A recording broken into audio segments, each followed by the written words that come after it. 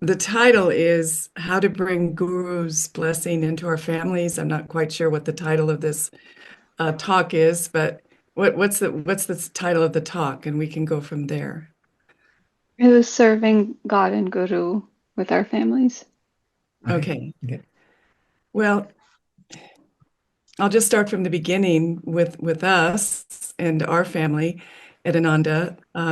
Haridas and I came to Ananda in the early 70s and the late 70s. I was later than him. He was a monastic before, and I was a monastic before we got married and had children.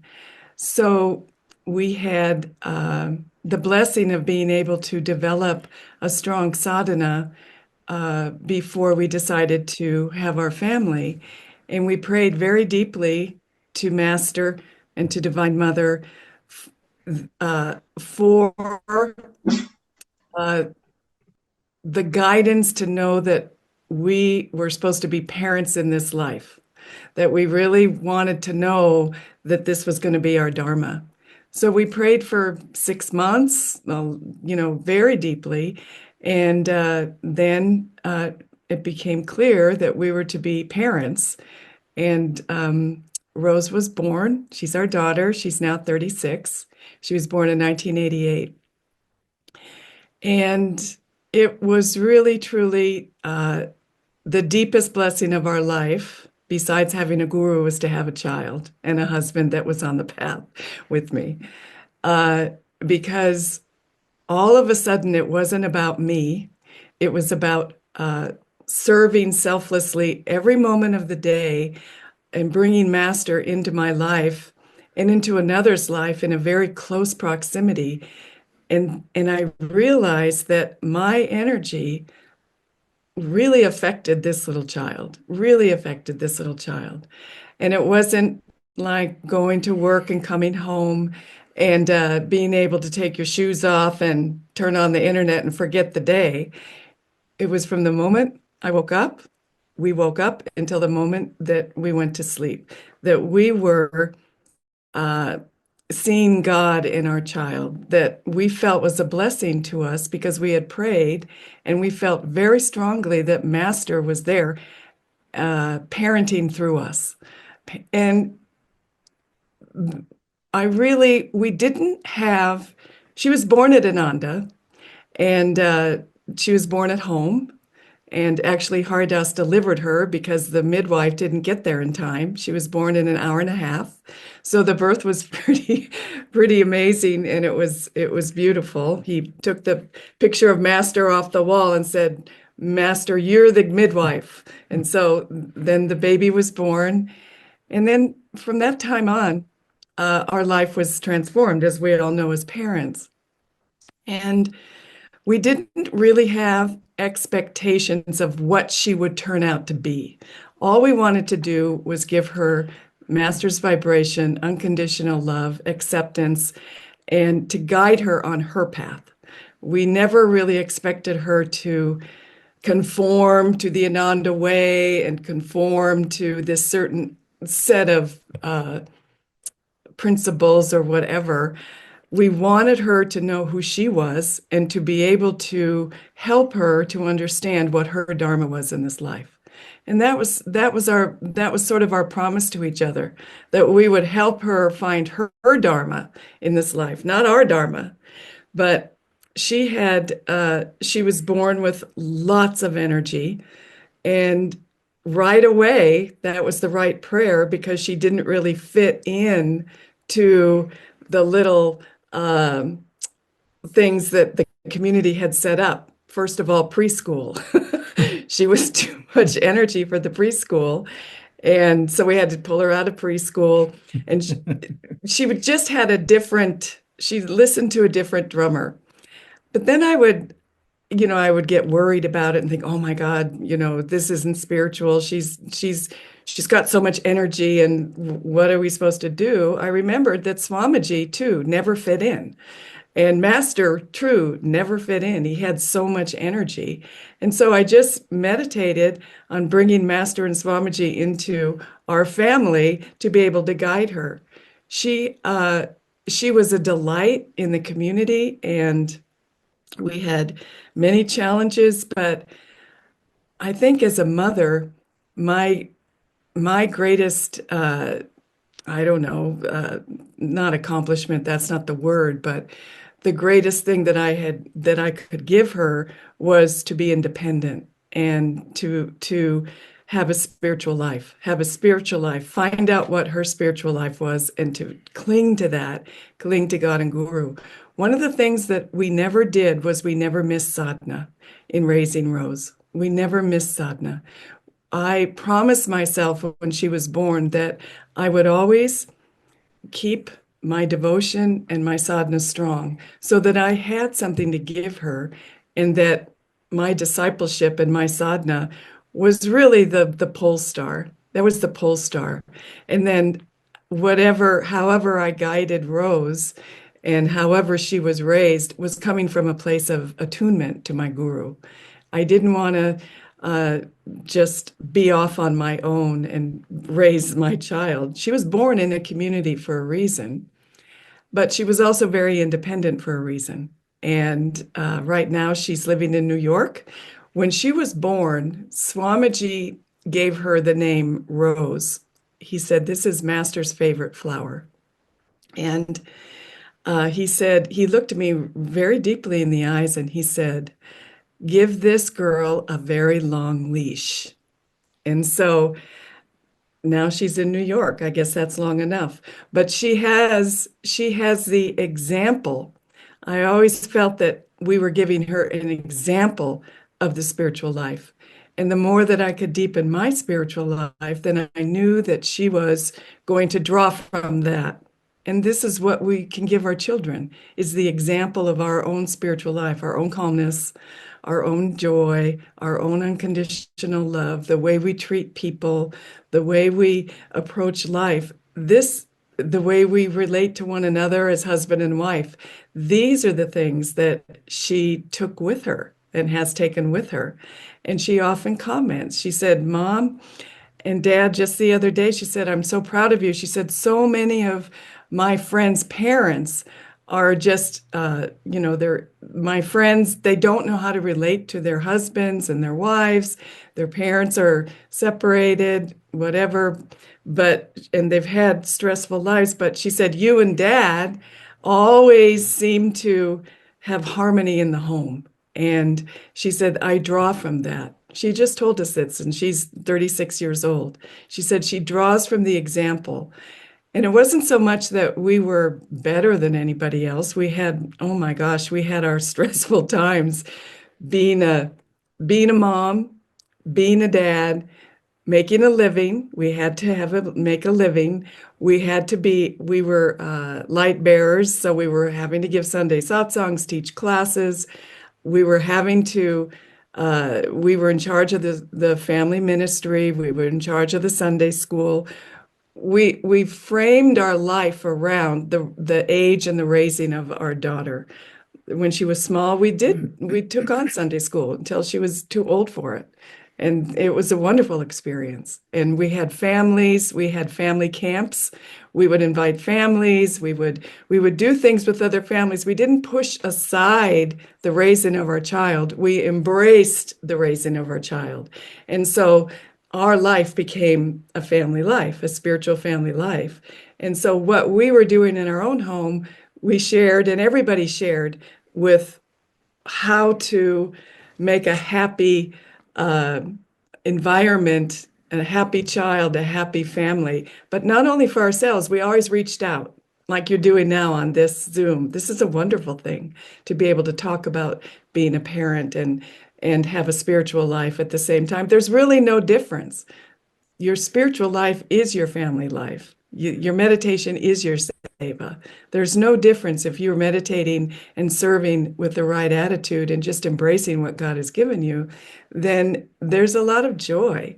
Being, having raised a family, I also feel that in a spiritual way, in a community, that I had something more to give the world than just always being a renunciate and all never having to experience life as a family, as a mother. I felt like I could relate to people so much more. And it dawned on me very early on that people really want satsang. Parents need satsang, spiritual satsang, and children need spiritual satsang. Children need to be around a good environment, a good people, good when they go over to people's houses, you want to be sure that these people's have the same values that you do, and then and the child is going over to a home that is healthy and is deeply in tune with the way that you live. And so we were lucky that we did live in a community. But when Rose was, I think, I don't know, in eighth grade, we moved to Sacramento, and all of a sudden, she was going to a Waldorf school and not an Ananda school. So they accepted her because she had a strong center, and she had been raised with spiritual qualities, and they really wanted her in their school.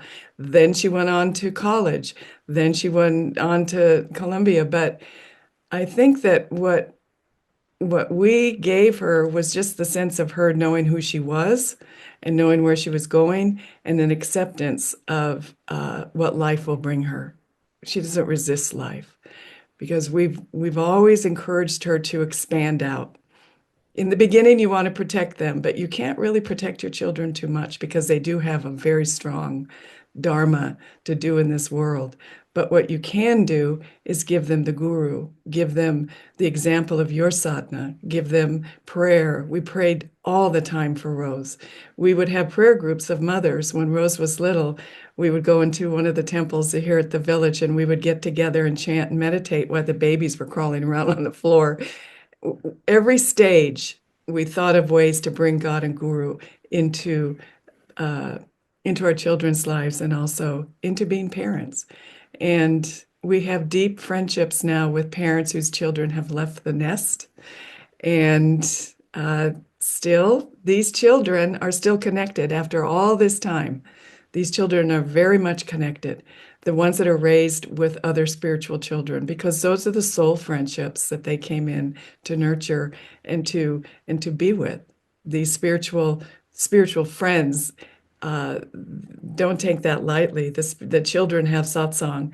And now, even now, Rose's best friends, she's got 5 girls that she were raised at Ananda, and they're still very, very close friends. They're their best friends.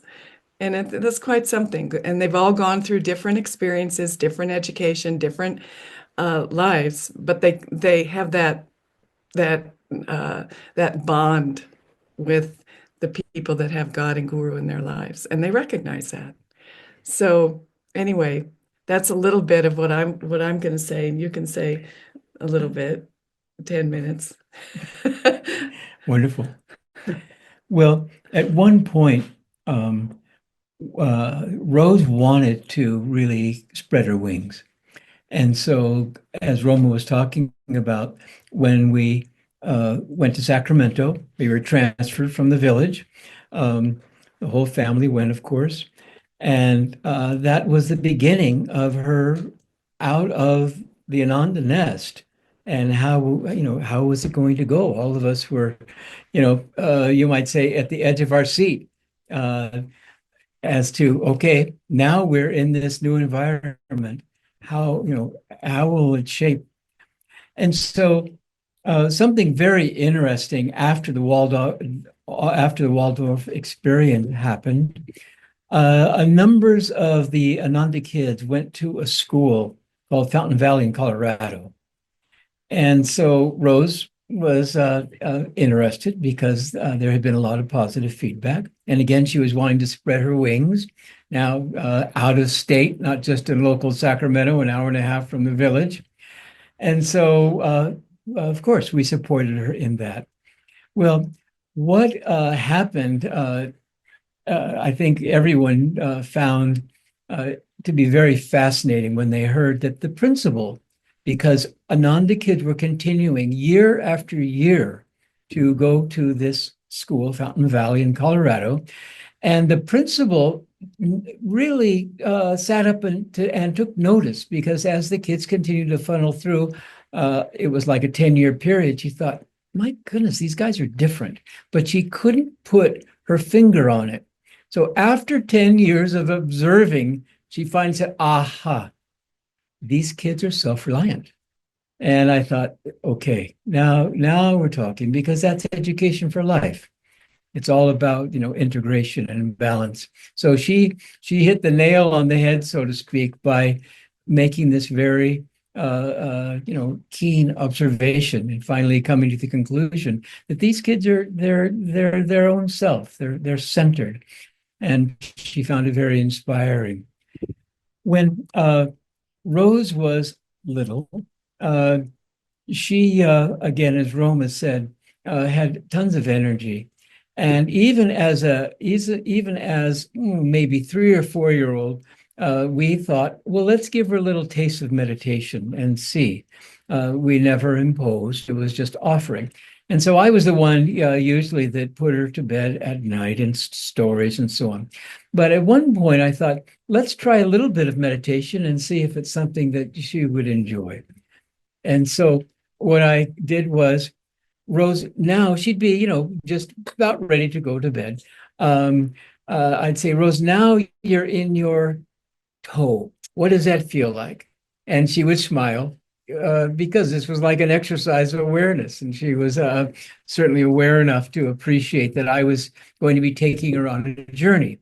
And then I'd say, are you there? She said, yeah, Dad, I'm there. Okay, good. Now you're in your calves, and now you're in your stomach, and so on. I would take her all the way up to the top, to the heart and to the spiritual eye. And just bit by bit, over a few minutes of time. And then I would say, do you feel a difference between being in your heart and being in your toe? And then she would have a big smile. And this was then the beginning of, again, education for life, being aware of our own energy. And the more that we can keep our heart open and the mind bright, the more we find that, we have that attunement, growing attunement. Rose just got married just a couple of years ago, a very fine man. The guru is always there for us as well as our family. And so we would have been happy to suggest, which we didn't, would it be nice to chant and meditate before the wedding? But they wanted to do that. And so we were, of course, overjoyed. Here we are in New York, in her apartment, chanting and meditating. And she and I passed the harmonium back and forth. It was very, very sweet. And then the meditation was deep. And so these kids are doing, from Ananda, that have left, whether they're visiting or not, the main thing that we've found with her friends and from the other students that from time to time we bump into, that we haven't even seen maybe for 20, 30 years, they've got this nice vibration. And we don't have to scratch our heads for a moment as to what is that all about, because they have been blessed in coming to Ananda, being in some instances like Rose being born at Ananda, and having then the contrast between what is it like to be in a spiritual community or spiritual environment, wherever they happen to be, and then outside. As Yogananda said, if you want to be happy, make good choices. And to make good choices, one has to be aware. And so really, as Roma was saying, primarily for the parents, we want to do all of our best. We want to do our very best to keep our sadhana strong and keep in balance with our meditation and service and all of that, because children are very observant. They don't miss anything. And so that's a real plus for the parents, because the children are all, very profound questions, all these things that gives us this deeper and deeper sense that this is a soul. We're playing our roles. In this lifetime, we're the parents, they're the kids. Maybe in the past it was reversed. And so there is this growing mutual respect. And really, Roma and I and Rose always just felt that we were the three musketeers and that we were playing these roles and we need to do our best in playing them properly. But at the same time, how many mothers have we all had? How many fathers have we all had over the incarnations? This is just a dot in time, though again, we want to do our best. And so the experience of parenting for us has been a very deep experience. Prior to Rose coming to us, we had a foster child. And the story is an interesting one in that at the time, Durga, who was helping to manage the community with her husband Vidura, called Roma and said, there is a child, her the mother's not doing that well. Could you just take this child in? His name was Bucky. And so she forgot to tell me. I said yes right away. Yeah, she said yes. She forgot to tell me, and that was okay.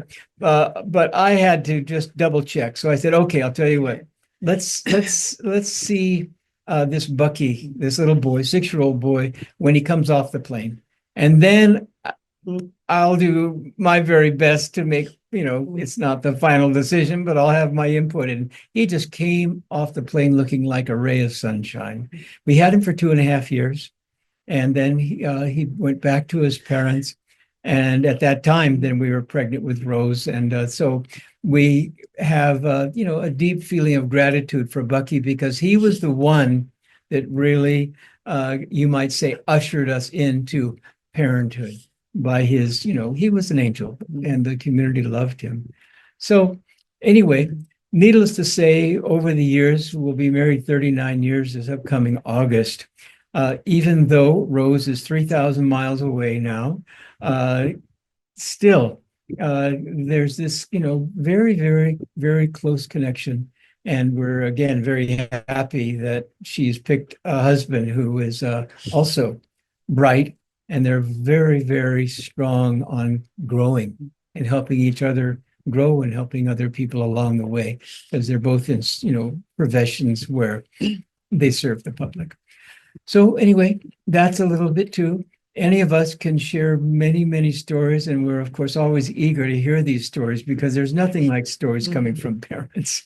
And there's so many, many, many things to explore. And so again, it's our joy to be here with all of you, and the work that you're doing now on Zoom with the international family community. Boy, I agree, really needed. Yeah. So I'd like to say one more thing about the just the commitment of being a parent and raising your children in a spiritual way. It's a very high dharma. And remember that Lahiri Mahashaya was a householder, and Lahiri Mahashaya brought Kriya out to the world. But as he took on the role as a householder, he had children and a wife and a job. And he did that. First of all, he was deeply connected to his guru and to God. And then this role that he was playing, he was able to bring that grace into this very important community, which is the family. You don't need to be in a larger community. That our families are communities. And Lahiri Mahashaya brought that blessing to us to be able to instill in our children and our relatives and the people that come into our lives through the family unit a great love of God and a harmony. And in this world, if we have a peaceful, harmonious, loving family, that extends out to so many people. We touch so many souls through the unit, that very small unit. We don't think we're doing anything but just taking care of our children and getting through the day. But it's what we bring to that as disciples and Kriya bonds and lovers of God. We touch so many souls through the family unit. And I just want to stress the importance and the beauty of being able to be a parent in this lifetime with the guru. and with all the blessings that we have, there's nothing like it. And we grow so much in the experience just by being selfless. It's very easy to be selfish and to think about your own life when you're living on your own. You get to eat what you want. You get to eat when you want. You get to go to the grocery store when you want. But you completely give up even time and space and any idea that we have that our ego is going to cling to, being a parent in a spiritual environment and having a guru. It's wonderful spiritual growth. It's a deep, deep blessing. So meditate and go back and read the autobiography of a yogi and Lahiri Mahashaya's his blessing on all of us for taking on this role. So, okay. So are there? Well, thank you so much for that. That was wonderful. Exactly. Sure. There were two questions when you were speaking that came to mind. Questions that we often hear a lot, parents asking, just really wanting really practical tips and tools of these two things. One of them, how do you maintain a committed, strong sadhana as a parent?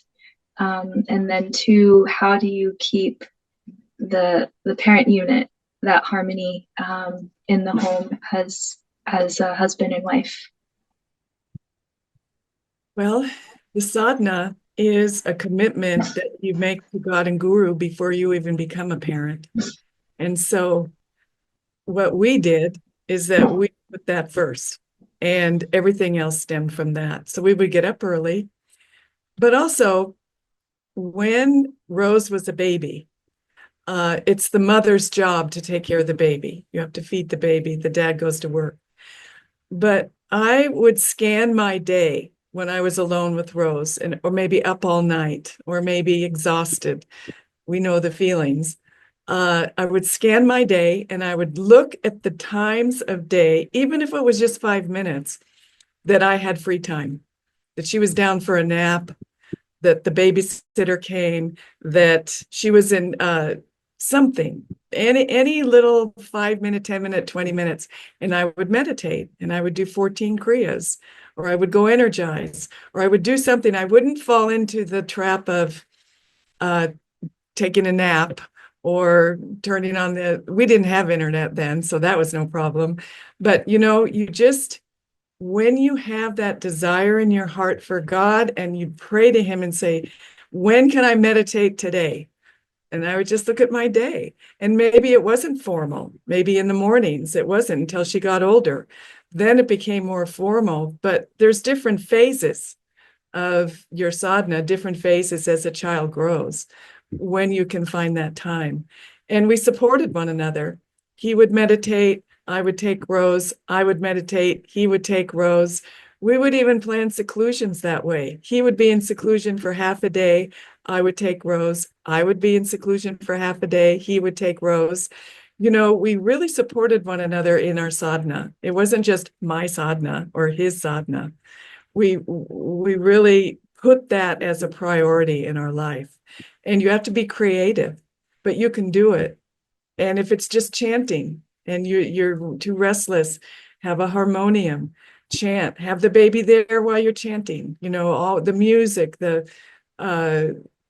just bring that vibration in. And also it calms the child down. It calms the baby down. Rose would always be calmed down when we were chanting and meditating. And I was a better mother. If you just get up and go, you're just going to be frazzled by the end of the day, maybe even by noontime. So put God first, ask him to help you when you wake up in the morning. When can I meditate? That was my thing that I did. And as you want to talk about the parent, the harmonious, how do you keep a harmonious marriage? Well, what is that it? Yeah. Yeah. So basically, it's mutual respect, because all of us not only this incarnation, but over the incarnations, we have really, really, really put out and sustained an enormous amount of effort in order to finally pierce the veil and get inside and to have an inner life. There's many good people in this world, and we love them, but it really takes one pointed concentration to finally get inside and begin to dive into the soul and the portable paradise. And so, with that uh, understanding and that growing awareness, then seeing God in your partner is again made so much easier, even though there may be times that are exciting. What else is new? Because certainly when you are, especially with a child, there's so many pulls. So many pulls. It's pulls from the relatives and pulls from the job and all of that. And so it's so important with your partner to keep your heart open and understand that there are going to be those bumpy periods. So what? Let it be. And of course, meditation smooths enormous amount of that, those troubled spots.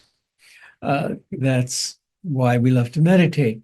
But at the same time, maybe we should go to a movie. Maybe it's time to go on a hike. On and on it goes because Roma, to this day, and throughout our marriage, was always on the lookout for fun. And so it was, really, really important because fun is joy and joy is fun. And especially during the early years when your child is so small, then it's very, very important to take that time. I know being raised with very good parents, every week, no exception, they would go and have a date. And my brother and I didn't like it because we didn't like to be babysat. We wanted our parents there, but we appreciated it. And every year they took 2 or 3 weeks vacation without fail. And I really feel that parents understand. And for us, it's seclusion, taking that time to be alone, as well as all these other things. Very, very important. Mm-hmm. And so, anyway, it's a privilege again to be married for those who have that dharma, and it's a privilege to have family. And so we have to do our part to continue to be upright and smiling. And it's not to say for a moment that our karma and outer circumstance doesn't challenge us. We know that, but we just keep on, getting up, dusting ourselves off, understanding that we have responsibility to our husband, to our wife, and to ourselves to do everything we can, again, to keep our heart open and our minds bright. There's another thing, too, that I wanted to mention is that I always like to think that we choose these lives before we come into them. We know ahead of time who our partner's going to be, who our children are going to be, what lessons we have come to learn. And in a marriage and in a close relationship, almost across the board, our lesson is unconditional love. Can you love me in this disagreeable form? Can you love me? This is God talking to us through our partner. This is not a random person that we picked off the street. This is somebody that came in to our life to share with us, to help us find God. We have to help them find God. And so together, if you have that as your goal, you can be more patient with one another, and you can say to yourselves, this too shall pass. And it always does. It just takes time. So if you find yourself getting upset or angry or resentful, or why doesn't he help me more? Or why is she saying this again? And all of the things that come up in a close relationship. The best thing to do is to go inside, take a deep breath, and just say, Master, this too shall pass. Remember that our partner is our best friend, our spiritual friend. And it's a very deep relationship. Or if you have a relationship with somebody, a marriage that's not on the path, still, we have chosen these people, and these souls have come to help us grow, and we have come to help them grow. And so we help people grow when we can accept them as they are. People don't grow just because we want them to change. People change when they want to. So if we can be accepting and send unconditional love, they change or not. That's not the point. The point is that our hearts are being opened.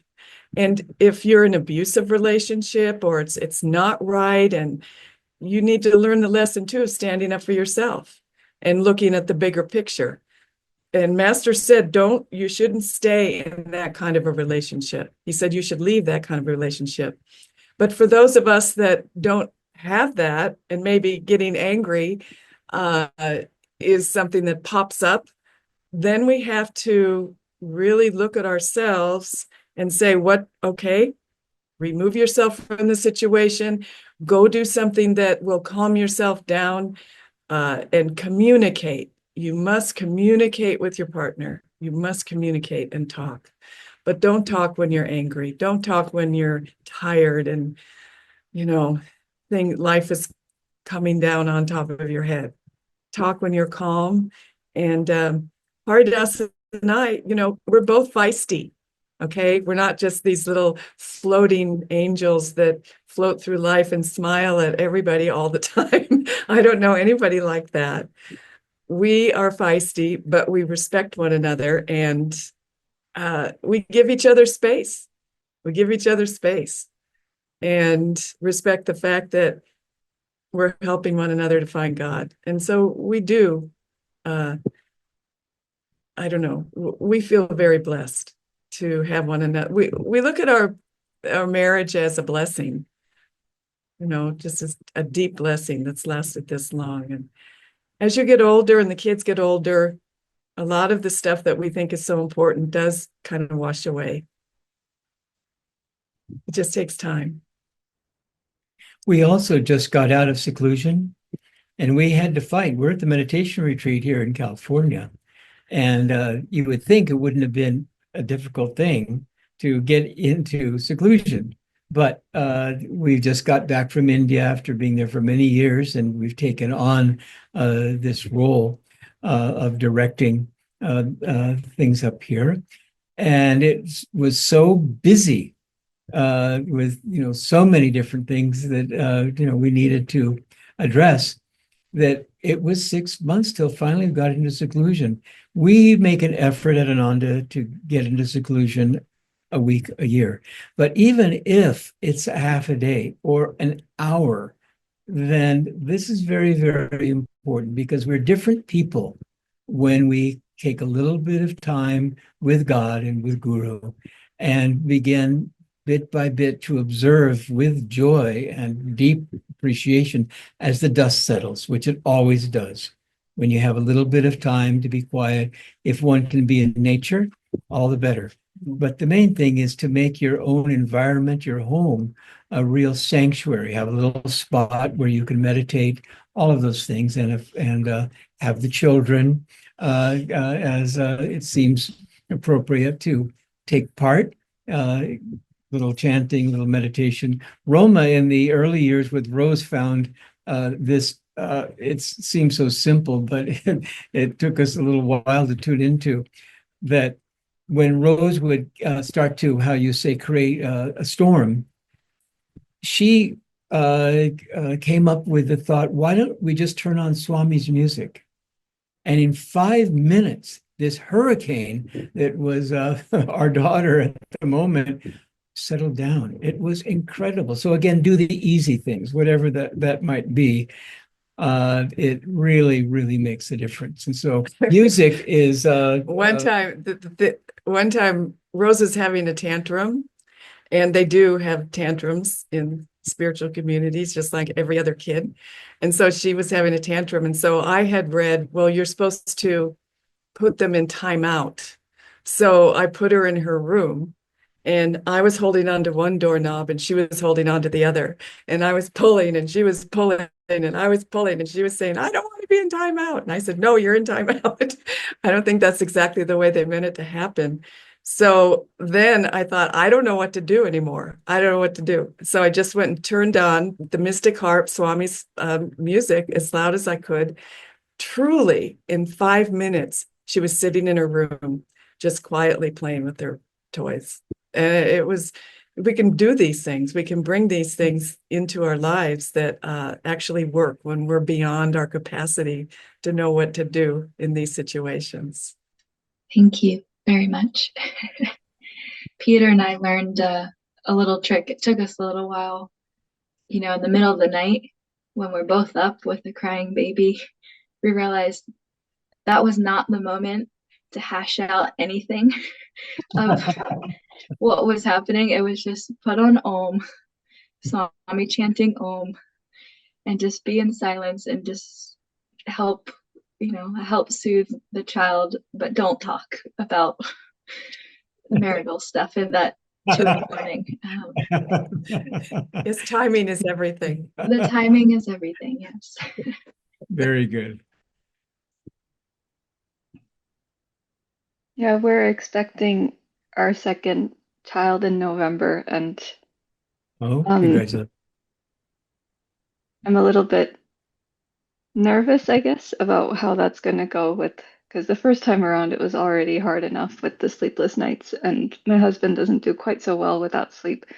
But yeah, maybe Om is good, although he's not on the path. So, one question that came to my mind, because you talked a lot about teaching your children to be centered within themselves and self-reliant. What did you do within your own home to help Rose with that? I think one of the things that we did was to really draw her in to the center of our life and give her a strong, firm foundation so she could feel secure. And we didn't, we were very conscious of peers and other influences. And we really tried to have her feel that within the family unit, she was safe, she was secure, she could be herself, she wasn't judged, she could just completely have a tantrum and we would still love her, and all of that. We would always give her unconditional love. We would discipline with love. And so I think that she felt that she was really connected to something more than herself. Kids need that. They need that security so that when she ventured out, she felt secure within, that everything was going to be okay. It was going to be okay because mom and dad really love me. And I always have that haven. And so that haven is transferred into her heart. So when she goes in and when she had relationships with the other kids, she was strong in herself. She didn't depend on anything outside of herself to make her feel like she was okay. She was okay already. So I think it's very important, especially in the early years, to really focus on that strong family unit. And if you're a single parent, then you have the capacity of great love in your heart, and you can also have that child feel that they are totally loved 100%, and that whatever happens, you're going to be there for them. And they have that sense of center. That's where they get their center. We'll keep you in our prayers as you again revisit that adventure. Yeah. So. And Thank children, you. they have things once they get outside and they get into school and they get into preschool, then they start having the karmic tests. That's when they start having to learn how to relate to people, but they're going to relate more lovingly and be less affected by their peers if they have a strong family life. Mm-hmm. Really strong, steady, strong, respectful, happy, fun, and they'll draw on it. I mean, now she's 36 and the three of us are still very close. And she's been through a lot in her life. Yeah. A lot. Yeah. And both of you as mothers, Roma as a mother, this world's in tough shape because the mothers have not been respected. If the men would finally settle down and understand the importance of what all of you are contributing, then the world would be of course, an entirely different place. So the responsibility that all of you have, all of us, because we're all souls, but especially as mothers, is to continue to be a fountain, as we all strive to be, for our family, for our husbands, for our wives, all of this, because really the mother is the banyan tree. And people, just to think of a family that is together is a blessing for them. Just to think of them, not to mention spend some time with them as well. And so both Roma and I were fortunate because her parents were married 50 years plus, my parents the same. Both sets were fiercely independent people, but they were also completely in union. And to see that is really a bit of a miracle.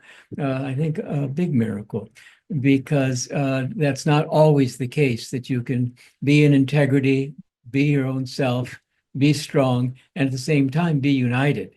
And that's what, of course, this world needs. And so anyway, the blessing that we have, all of us on this path, to have a family within a family, because of course the world is our family, is something that is hard to measure. I think it's going to still take us some years to finally embrace the privilege of this particular dharma that is our own.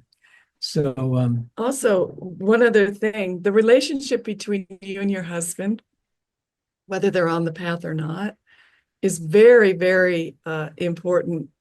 Not to argue in front of the children, to let them see that there's a way to communicate that is harmonious, that helps them. They take all of this in, they're sponges. So when you're communicating with your husband, watch your tone of voice. Watch how your words are affecting the environment, your energy, how you are affecting the environment. Children are so sensitive and they take it on. And so be very aware of your relationship with your husband and the other children. What are you conveying in the tone of your voice? Even the little thing like that can really affect a small child and a baby. And if you're pregnant, I used to listen to Swami's music all day long when I was pregnant. And all day long, I would I would talk to Rose and I would put her in, I would just really make sure the environment was uplifting and positive. And I think that bringing the guru into our families, don't hold them off and just say, oh, well, when the kids are gone, then I'll meditate. Don't do that. Bring him in every moment. We shouldn't even have a thought when he's not there. He's there helping us. So call on the guru. Call on the guru. Bring him into your life. and both, master. Gayatri wanted to say So something. just to finish the thought. Okay. Master, again, as an example, so close to his family, and what a huge family he had, and Swami the same, so close to his parents. And so that also is, a important example for us, that yes, there are those lifetimes where we have been monastics, and that's been very fruitful and important for us. This lifetime, now we're playing this role, and it doesn't. Sometimes people think, well, if you're married, then your inner life, is put on hold. That's not the case at all. You want to understand, and we do understand, that the inner life is still very much there, stronger perhaps than ever before, because of the great need that we have in this particular role that we're playing. Outwardly, oh my goodness, the difference between a monastic life and a householder life is huge, huge difference outwardly, but not inwardly. Yeah. Yes, you had something. Oh, I was just gonna thank you both so much for joining us. Okay. We're coming up to our hour mark, so I didn't know if there was any final thoughts or questions, but I thought maybe we could end with just praying for our international families around the world. Yes. Yes. Okay. Well, do you want to lead us in the prayer? Sure. Okay. Okay.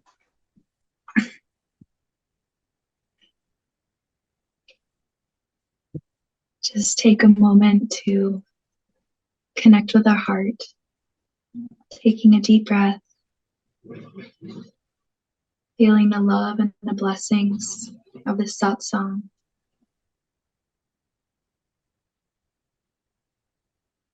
Visualizing all of our families around the world,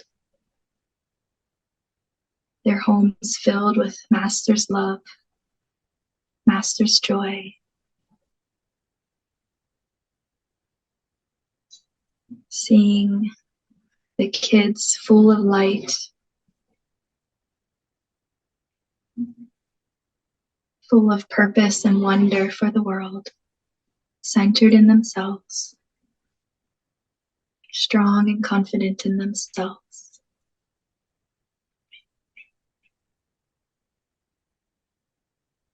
And let's invite Master to be in our hearts always as we serve our families in the world. Let's rub our hands together, send out 3 ohms for all of the world, filling it with light and harmony.